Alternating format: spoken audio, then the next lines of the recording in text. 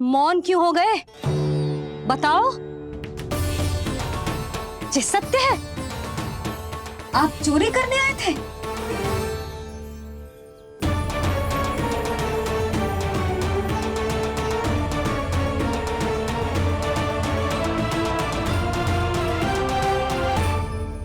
बच गए। बच गए। आप तो मेरे मायके से भी ना आए हो, है ना?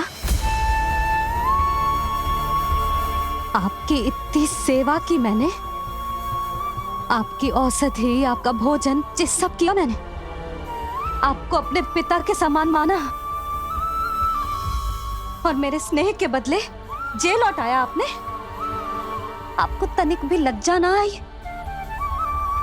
आपने मेरी ममता का उपहास उड़ाया है। एक स्त्री की भावनाओं का अपमान क्यों है आपने?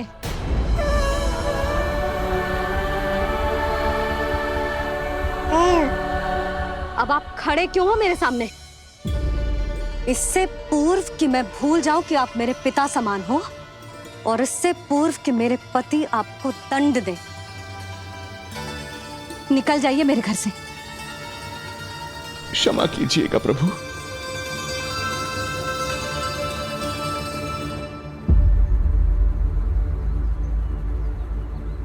इसे ऐसे तो नहीं जाने दे सकते ना नंद।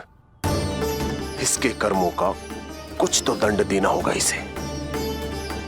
दंड मिलेगा भैया, कंस देगो दंड ने। जब ये असफल उसके सामने पहुंचेंगे।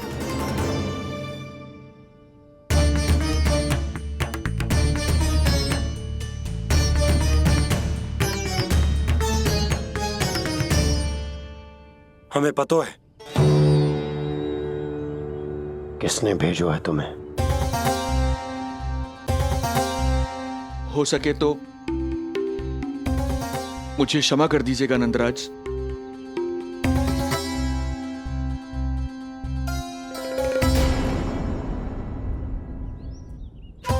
आप यहां से जीवित इसलिए लौटकर जा पा रहे हैं क्योंकि मैं हिंसा का विरोधी हूं, और मैं नहीं चाहता कि यशोदा को पता चले कि उसके लल्ला के प्राण बड़े संकट में।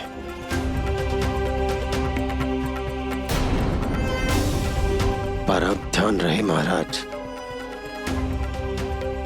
कि आप लल्ला के तो क्या, गोकुल के भी निकट दिखाई दिए तो मैं वो कर बैठूंगा जो मैंने आज तक ना की हो।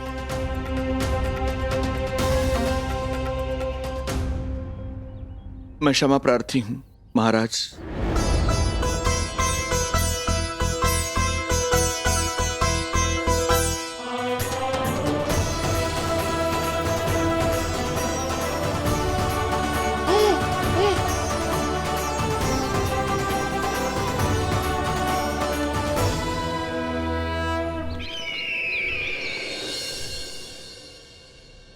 आप मौन क्यों हैं? कुछ कीजिए। ऐसा लग रहा है कि आपका ये अस्त्र भी असफल हो जाएगा। इतने दिन बीत गए हैं, अभी तक लौटा नहीं है, ना ही कोई सूचना भिजवाई है। सूक्ष्म बुद्धि श्रीधर, इसके रक्त में पराजय है ही नहीं, क्योंकि वो शक्ति से नहीं छल से कार्य करता है। विष्णु जैसे छलिए के लिए सूक्ष्म बुद्धि श्रीधर से अधिक उपयुक्त कोई हो ही नहीं सकता। महाराज,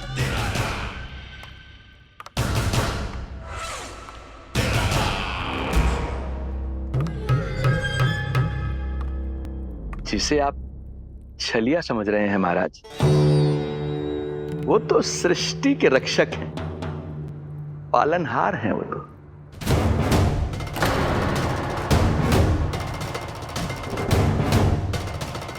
मेरी बात मान लीजिए महाराज, उनके प्राण लेने का प्रण त्याग कर अपने मन के अंधकार के प्राण लीजिए, स्वीकार कर लीजिए उनकी कृपा।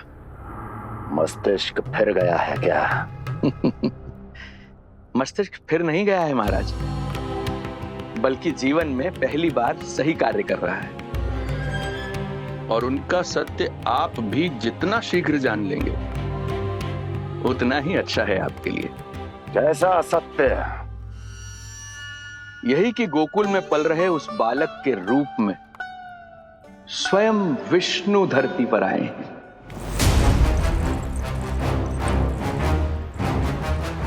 यदि तुम ये सत्य जानते हो तो हत्या क्यों नहीं की इसकी? बड़े आत्मविश्वास से कहा था ना, प्राण ही ले लूं तो अब क्या हुआ? उनके प्राण कैसे ले लेता महाराज, जो स्वयं जीवन देने वाले हैं, जैसे मुझे जीवन दिया। मैं रंगे हाथों पकड़ा गया था महाराज, किंतु बिना किसी दंड के सुरक्षित यहां तक आ गया। क्या यह प्रभु की कृपा से मिला हुआ नवजीवन नहीं है?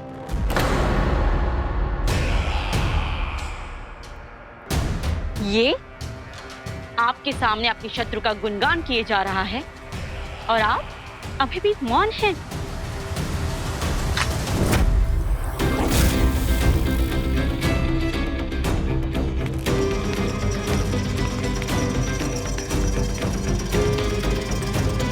यदि वो जीवन देता है तो मैं जीवन लेता हूं।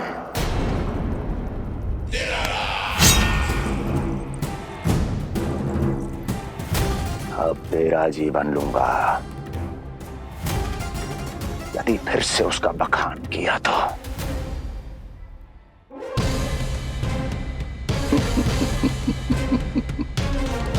महाराज, आपकी इस तलवार का भय अब मुझे सत्य कहने से नहीं रोक पाएगा। श्रीधर, इससे पहले मैं भूल जाऊं कि तू गुरु शुक्राचार्य का शिष्य है और मेरा पुराना मित्र है, चला जा यहां से।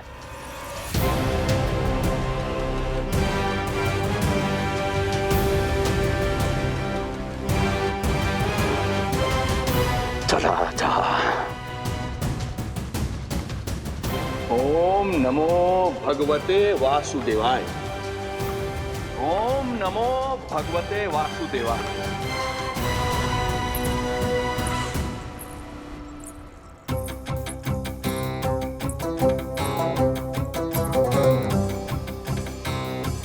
अब आप क्या करेंगे महाराज? आपकी ये चाल तो असफल हो गई।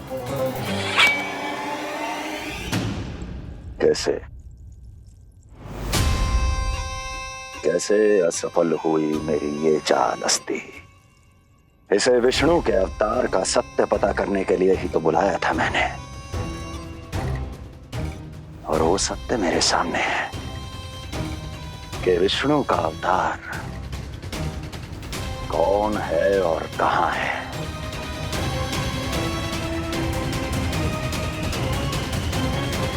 विष्णु विष्णु विष्णु।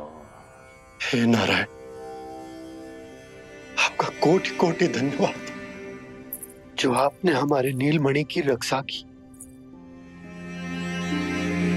परंतु क्या होगा? हाँ,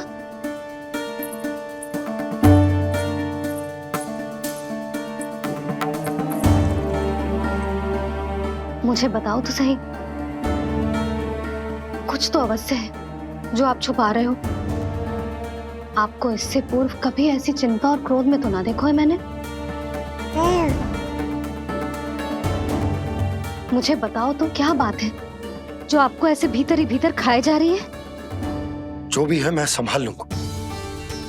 बात को समझो यशोदा, मैं तुम्हें ना बता सकता। आप अपनी पत्नी को भी ना बता सकते? मैं अर्धांगिनी हूं आपकी, मुझसे तो साझा करो। हो सकता है आपका दुख, चिंता, आपकी पीड़ा बांट पाऊं मैं। बताओ तो क्या हुआ है? सब बात तुम्हें बताऊं जो आवश्यक ना है यशोदा।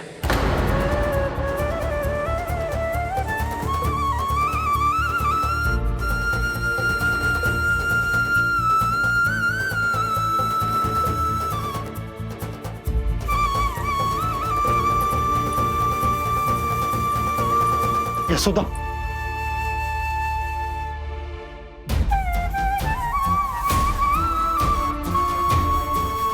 जब पति अपने मन का रहस्य अपनी पत्नी से भी साझा न कर सके तो उनके एक दूसरे से बात करने का लाभ है क्या?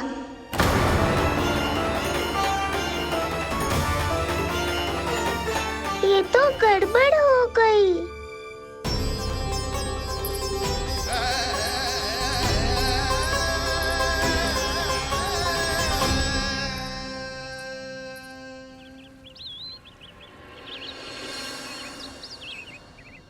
अब जे आएंगे और अपनी मीठी मीठी बातों से मुझे मनाने का प्रयत्न करेंगे।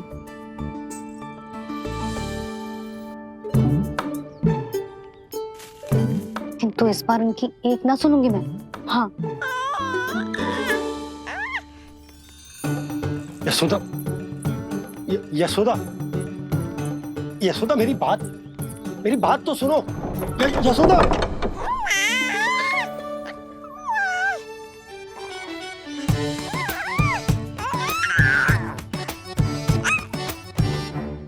तू क्यों मुस्कुरा रहा है? तेरी मैया को मनाना आता है मुझे। तू बस देख तो जा।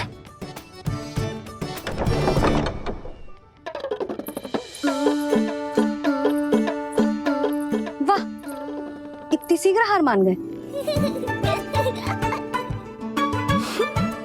तू क्यों मंद मंद मुस्कुरा रहे? क्योंकि आपका क्रोध भी बड़ा मनोहर है मैया। देखियो लल्ला, इस बार तेरे बाबा बिल्कुल ना मना पाएंगे मुझे। हाँ,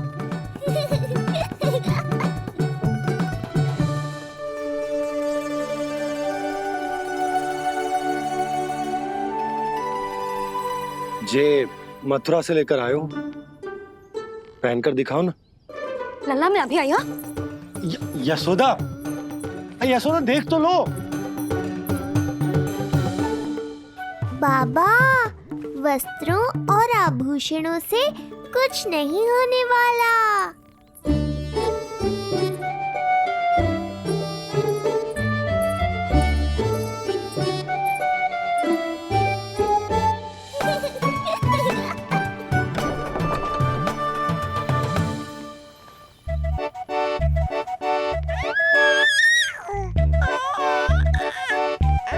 तू क्यों खिलखिला रहा है?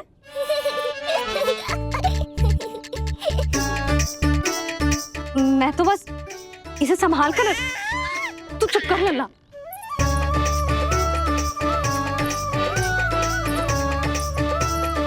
देखा लल्ला, बस तेरी मैया मानने ही वाली। उपहार मिल गयो है, तू देखना कैसे मेरी पसंद का भोजन कराएगी।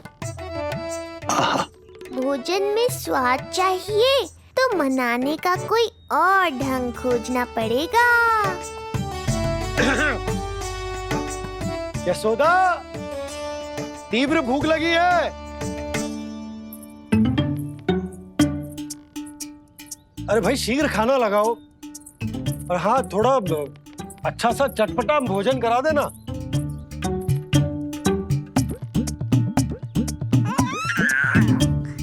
अब देखना अच्छे अच्छे पकवान लेकर आएगी।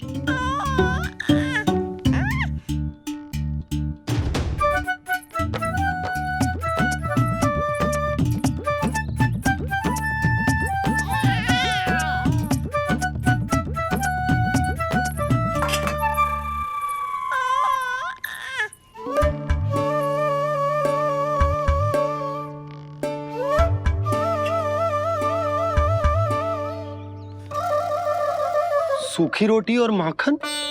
जो अपनी पत्नी को पूरी बात ना बताते उन्हें 56 भोग ना मिलता भोजन में। भले ही मनाने के लिए नए वस्त्र क्यों ना लाएं, हाँ नहीं तो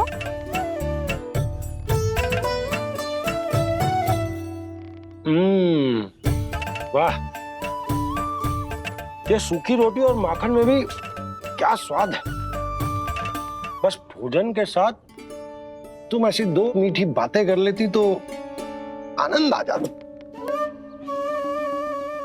आनंद तो कछुआ पतियों को अपने पत्नियों से बातें छुपाने में भी बहुत आता है लल्ला। देख लल्ला, जब तू बड़ा हो जाएगा ना तो अपनी जीवन संगनी से सब कुछ बताइयो, कुछ भी छुपाइयो मत।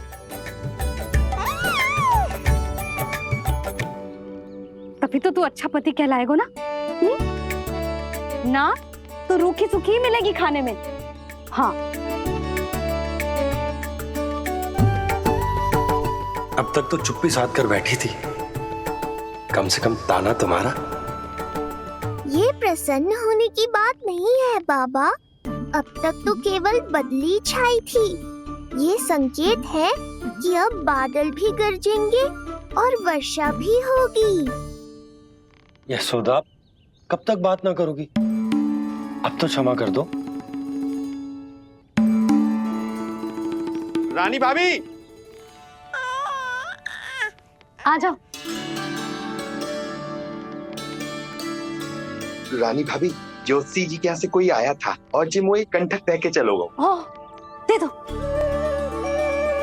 नारायण भली करे।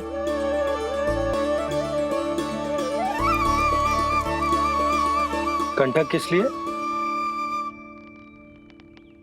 तुझ पर इतने संकट आ रहे हैं ना लल्ला, इसीलिए ज्योतिषी जी से कह के जो यंत्र वाला कंठक मंगवाओ है तेरे लिए।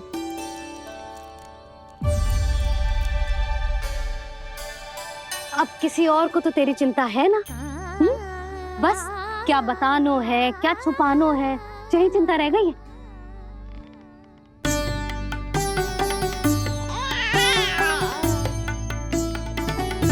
यशोदा, चिंता मुझे भी। तभी तो बता ना पा रहा हूं कि हमारे लल्ला पर आने वाले संकटों के पीछे कोई और ना, स्वयं कंस।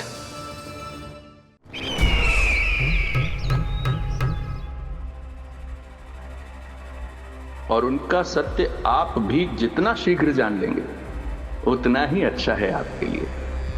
गोकुल में पल रहे उस बालक के रूप में स्वयं विष्णु धरती पर आए हैं।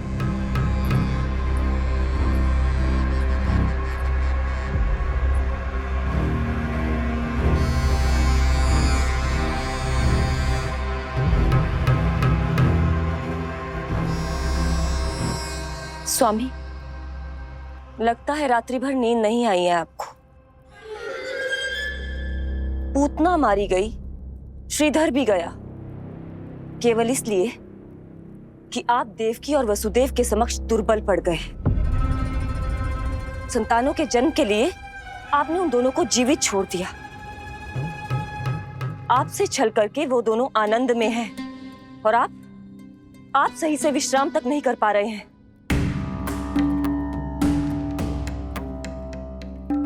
स्वामी, यदि आपके स्थान पर मैं होती ना तो उन दोनों को ऐसा कठोर दंड देती कि उचित समय पर हस्ती है। पहले मैं उन दोनों के उस मायावी बालक का वध करूंगा, फिर उन दोनों को अपने पैरों के तले कुचल दूंगा मैं। किंतु जब तक ऐसा नहीं होता तब तक उन्हें जीवित रहना होगा, क्योंकि उस शिशु विष्णु के विरुद्ध वही दोनों मेरा सुरक्षा कवच है। चिंता करो कंस मामा, आपका ध्यान अपने ऊपर से हटने दूंगा, तभी तो कुछ और सोच पाओगे। पुत्र होने का दायित्व मुझे दोनों के प्रति निभाना होगा, चाहे वो मुझे जन्म देने वाले माता पिता हो या मेरा लालन पालन करने वाले मैया और बाबा, जो इस समय युद्ध के लिए तैयार है।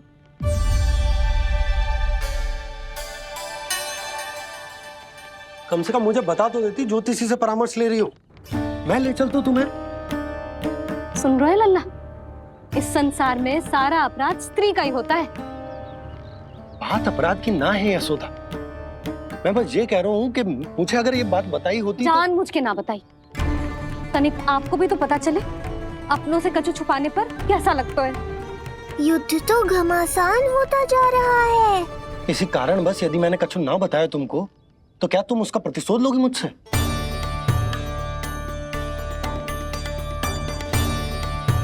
हे नारायण, ये क्या कहना चाहते हैं? क्या इतनी कठोर हूं मैं? लल्ला के लिए एक छोटा सा निर्णय तो लियो मैंने।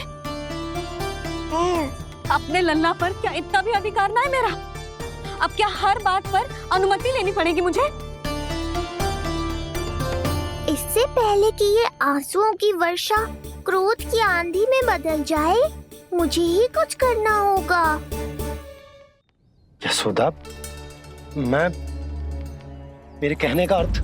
यशोदा, बात तो सुनो। सुनने को बचो क्या है अब? आप बस कृपा करके मुझे उन सभी बातों की सूची दे दो जिन जिन के लिए मुझे आपसे आज्ञा लेनी है। उठना, बैठना, खाना, पीना सब आपसे पूछ कर ही करूंगी अब। अरे आप बोलो तो। क्या हुआ? देखो आपने।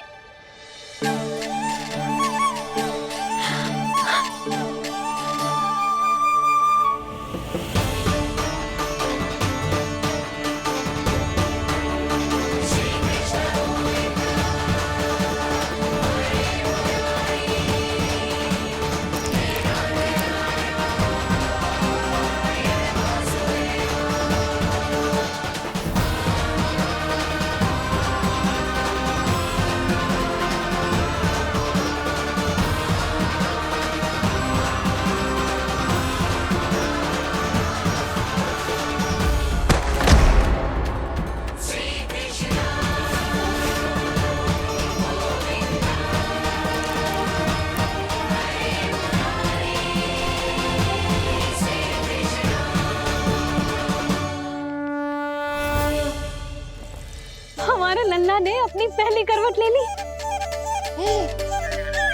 बहुत सही समय पर ली है।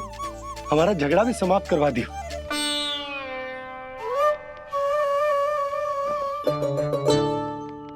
यशोदा भाभी, तुम दोनों ने क्षण भर की देरी कर दी। अभी लल्ला ने पहली करवट ली है।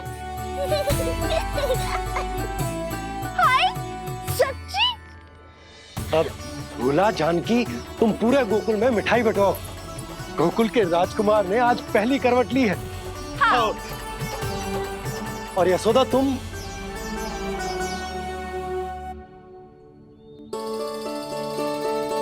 यशोदा,